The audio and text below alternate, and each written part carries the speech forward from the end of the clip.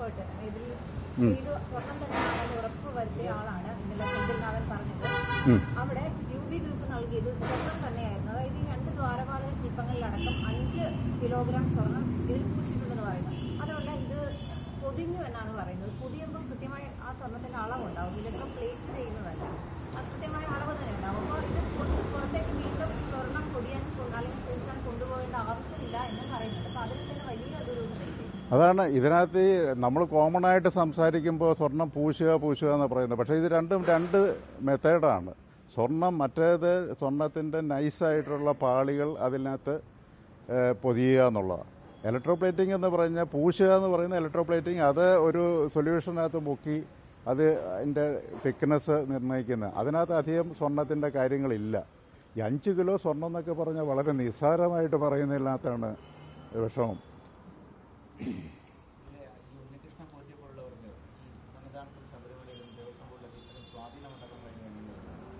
അതാണ് അന്വേഷിക്കേണ്ടത്. ഒരു വ്യക്തി സാധാരണ അവിടെ എന്തെങ്കിലും ഒരു കോൺട്രാക്ട് എടുക്കണമെങ്കിൽ അവരുടെ വർക്ക് എക്സ്പീരിയൻസോ ഇല്ലെങ്കിൽ അവർ ചെയ്തിരിക്കുന്ന സാധനങ്ങളോ എല്ലാം അറിഞ്ഞിട്ടല്ലേ ഒരു ടെൻഡർ വിളിക്കുന്നത്. ഇതുപോലെയുള്ള വർക്കുകൾ ചെയ്യുമ്പം അത് എങ്ങനെയാണ് ഇതിനകത്ത് ഒരു എക്സ്പീരിയൻസ് ഉള്ളത്. അതാണ് ഞാൻ ഇന്നലെ പറഞ്ഞ പോലെ ഒരു വ്യക്തി ആരെങ്കിലും ഒരാൾ വന്നിട്ട് ഇതെല്ലാം ഞാൻ ചെയ്തോളാം എന്ന് പറഞ്ഞ് എടുത്ത് കൈ കൊടുക്കുക എന്ന് പറയുന്നത് എന്തുമാത്രം വിരോധാഭാസമാണ് പറയുന്നത്. കാര്യം അയാൾക്ക് ഇത് ചെയ്യാനുള്ള കപ്പാസിറ്റി ഉണ്ടോ, ഇയാൾക്കത് പൊതിഞ്ഞ് തരാനുള്ള കപ്പാസിറ്റി ഉണ്ടോ അല്ലയോ എന്നൊക്കെയുള്ള അറിയണ്ടേ. അല്ലാണ്ട് ഒരു വ്യക്തിയെ ഏൽപ്പിക്കുക എന്ന് പറയുന്ന അയാളെ ഇല്ലെങ്കിൽ വേളെ ഇവർക്ക് ആർക്കെങ്കിലും നല്ല പരിചയം കാണും. ഏത് രീതിയിലുള്ള അന്വേഷണമാണെങ്കിലും അത് വ്യക്തമായിട്ട് അതിനകത്ത് ബാഹ്യ ഇടപെടലുകളൊന്നും ഇല്ലാണ്ട് വ്യക്തമായിട്ട് അതിൻ്റെ കുറ്റക്കാരാരാണെന്ന് പറഞ്ഞാൽ അവരെ കണ്ടുപിടിച്ച് അവർക്ക് തക്കതായ ശിക്ഷ കൊടുക്കണം എന്നുള്ളതാണ്.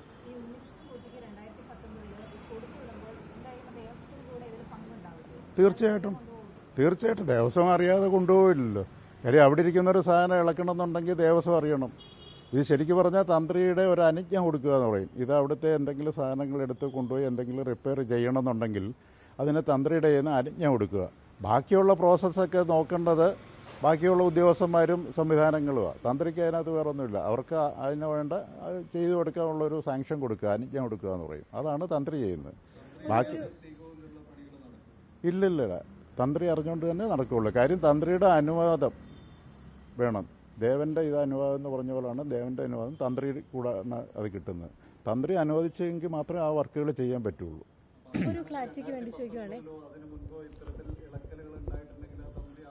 തന്ത്രിയുടെ അനുവാദം വേണം. ഇനി ഇതെല്ലാം അനുവാദം ഇല്ലാണ്ടും ചെയ്യാമെന്ന് എനിക്ക് തോന്നുന്നു. ഇക്കണക്കിനാണ് അനുവാദമൊന്നും വേണമെന്നൊന്നും ഇല്ലല്ലോ. ഊരിയെടുത്ത് അങ്ങ് കൊണ്ടുപോകേണ്ട സമയമാകുമ്പോൾ തീർച്ചയായിട്ടും അതിന് ശേഷമുള്ള കാലങ്ങളിൽ പോകണം. കാര്യം ഇത് എന്നാ കണ്ടുപിടിച്ച് പോയതെന്നുള്ള അറിയില്ലല്ലോ. അതാണല്ലോ.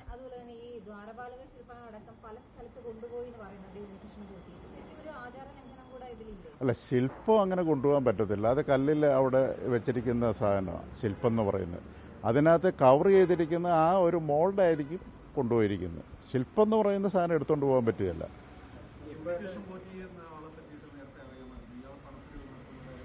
ഞങ്ങൾക്ക് ഇതൊന്നും അറിയില്ല. ഇത്തരത്തിലുള്ള സ്പോൺസർമാർ അവിടെ വേറെ ഉണ്ടോ സന്നിധാനത്ത്? മുഴുവൻ സ്പോൺസർമാർ ശബരിമല മുഴുവൻ സ്പോൺസർമാരാണല്ലോ.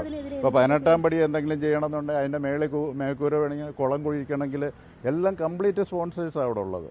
പക്ഷെ അവരുടെയൊക്കെ കാര്യങ്ങൾ അന്വേഷിച്ചിട്ടാണ് ചെയ്യുന്നത്. അതിനകത്തൊന്നും ഇനി എന്തൊക്കെയാണ് ഇതുപോലുള്ള ഒരു കാര്യങ്ങളൊന്നും അവരെ അങ്ങോട്ട് ഏൽപ്പിച്ചു വിടുന്നില്ലല്ലോ. ബാക്കിയുള്ള ഇപ്പോൾ കുളം അവിടെ ഭസ്മക്കുളം കുഴിക്കുന്നതിന് സ്പോൺസർ വരുന്നുണ്ട്. അവർക്കൊക്കെ അവിടെ ചെയ്യുന്ന കാര്യങ്ങൾ അതെങ്ങനെ ചെയ്യുന്നു എന്ന് മാത്രം നോക്കേണ്ട കാര്യങ്ങളേ ഉള്ളൂ. ഇതുപോലെ നമ്മുടെ ഒരു ദേവന്റെ ഒരു മുതലെടുത്ത് പുറത്ത് കൊണ്ടുപോകുന്നില്ല. അങ്ങനെ ശരിക്കും കൊണ്ടുപോകാനുള്ള ഒരു സാധ്യതയുണ്ട്? അങ്ങനെ ഉണ്ടോ? അങ്ങനെ ഒരു ബൈലോ പ്രകാരം ഇല്ല. അവരുടെ മാനുവലിൽ പറയുന്നത് തന്നെ അവിടെ ഇതുപോലുള്ള സംവിധാനങ്ങൾ ചെയ്യണമെന്നുണ്ടെന്നുണ്ടെങ്കിൽ അവിടെ വെച്ച് തന്നെ ചെയ്യണം എന്നുള്ള അവരുടെ മാനുവലിൽ പറയുന്നത്. ഇത്ര വർഷം നിയമലംഘനം നടത്തുകയാണ് ഈ ബൈലോ പ്രകാരം അത് നിയമം തെറ്റിച്ചുകൊണ്ട് തന്നെ നടന്ന ഒരു സംവിധാനമാണ്. അതിൽ പ്രത്യേകിച്ച് 2023 തോന്നുന്നു കോടതിയുടെ വിധിയുണ്ട്. എല്ലാ കാര്യങ്ങളും ഇതുപോലുള്ള കാര്യങ്ങളെല്ലാം അവിടെ നിന്ന് ചെയ്യാവൂ എന്നുള്ളത്. ഇതിനെല്ലാം ഒരു വയലേഷനാണ് ഇപ്പോൾ ഉണ്ടായിരിക്കുന്നത്.